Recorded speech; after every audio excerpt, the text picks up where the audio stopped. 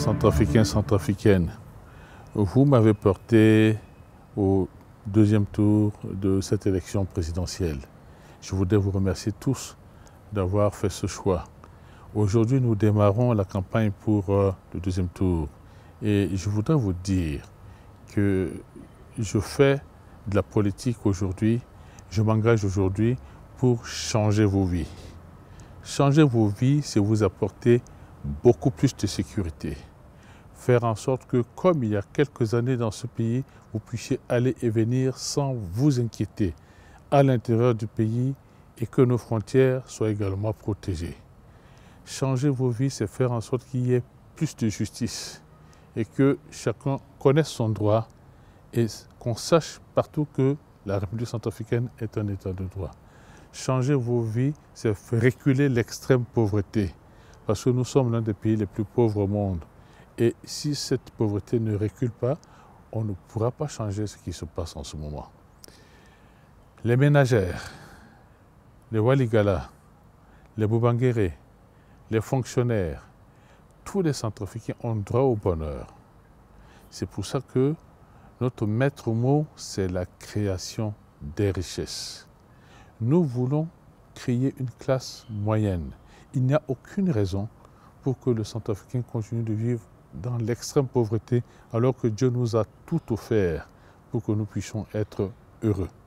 Alors qu'est-ce qu'il faut faire? Il faut encourager le développement du secteur privé dans tous les domaines. Notre pays est composé à 70% d'agriculteurs. Il faut savoir qu'un agriculteur peut être un chef d'entreprise. Ce n'est pas seulement quelqu'un qui se lève le matin, qui va avec la petite daba faire quelques arts de terrain, de champ et attendre désespérément de récolter le petit produit qu'il n'arrive pas à évacuer. Un paysan peut avoir plusieurs hectares, plusieurs dizaines d'hectares de champs et nous avons suffisamment de terre pour que chaque centrafricain ait son lopin de terre à cultiver. Nous avons 15 millions d'hectares de terre pour 5 millions d'habitants. Ce n'est pas les 5 millions qui seront tous agriculteurs, mais c'est pour vous dire que nous avons de la place pour tout le monde, pour que chacun ait de son lopin de terre. C'est ce que nous avons appelé Mosoroti Yaka. Le cultivateur doit être un homme d'affaires. On doit lui apprendre les techniques modernes d'agriculture ainsi que les méthodes modernes de gestion d'une exploitation agricole. Nous devons faire en sorte que son agriculture trouve des débouchés. Agriculture comme élevage. Celui qui fait dans les mines, qu'il soit centrafricain, qu'il soit étranger, tout doit être organisé pour qu'il se fasse de l'argent et que l'État également bénéficie des fruits de cet argent-là. Celui qui est dans la forêt ou dans toute autre activité, les services, le commerce, nous devons faire en sorte que le maximum de centrafricains s'exercent dans le commerce. Cela nécessite de la formation adéquate, cela nécessite des ressources adéquates.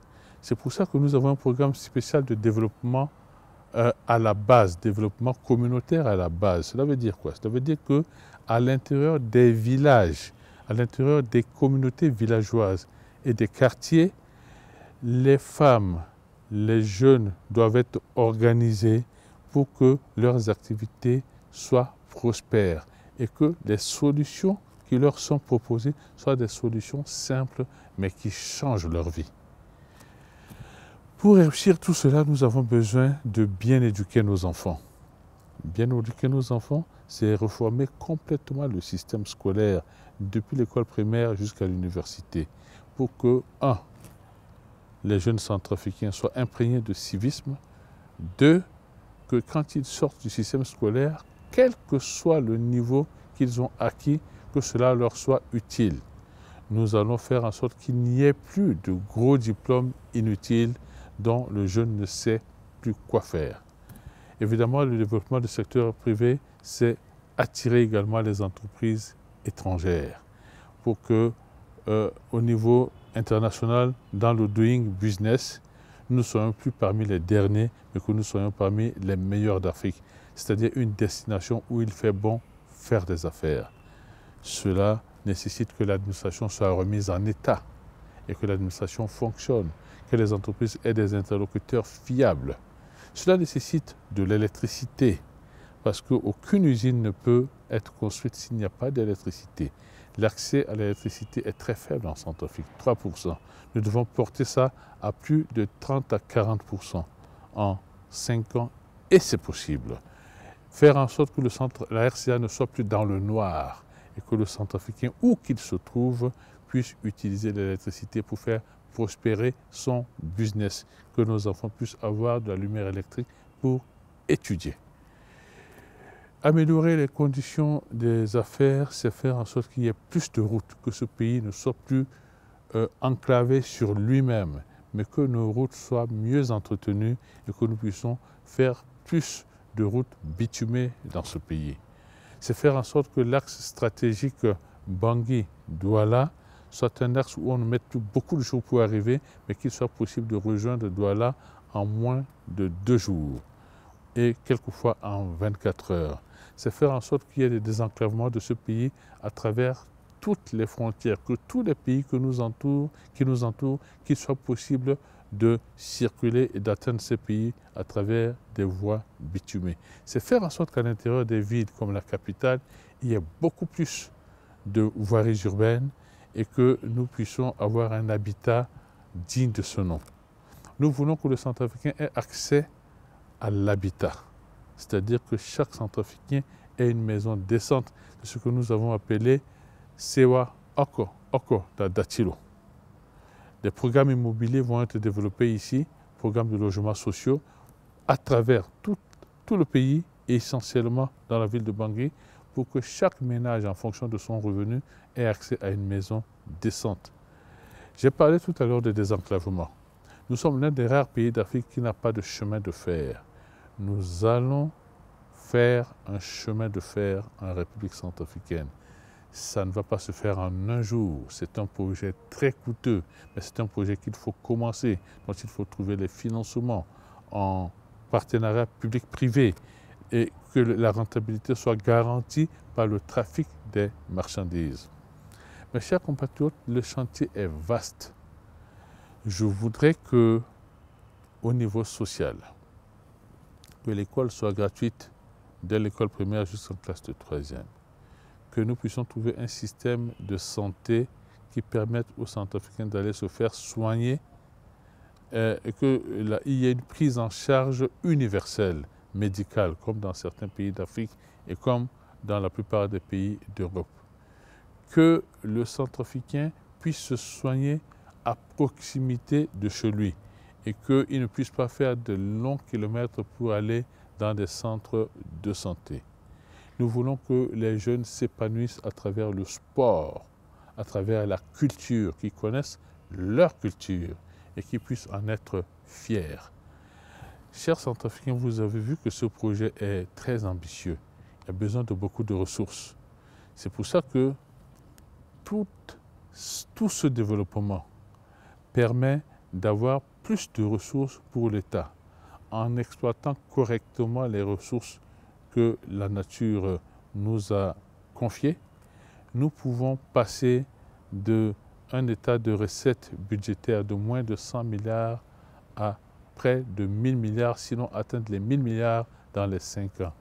Avec des ressources plus importantes, l'État pourra faire face à ses obligations, entretenir une bonne armée, une armée républicaine, une armée professionnelle installée un peu partout dans le pays, entretenir une gendarmerie et une police qui garantissent la sécurité à travers les villes, entretenir une fonction publique efficace, entretenir des prisons qui sont dignes de ce nom réparties à travers tout le pays, entretenir une justice digne de ce nom, impartiale, et enfin entretenir des ambassades qui ne soient plus des endroits où on envoie quelqu'un pour le punir, mais des ambassades représentatives pour une diplomatie du développement.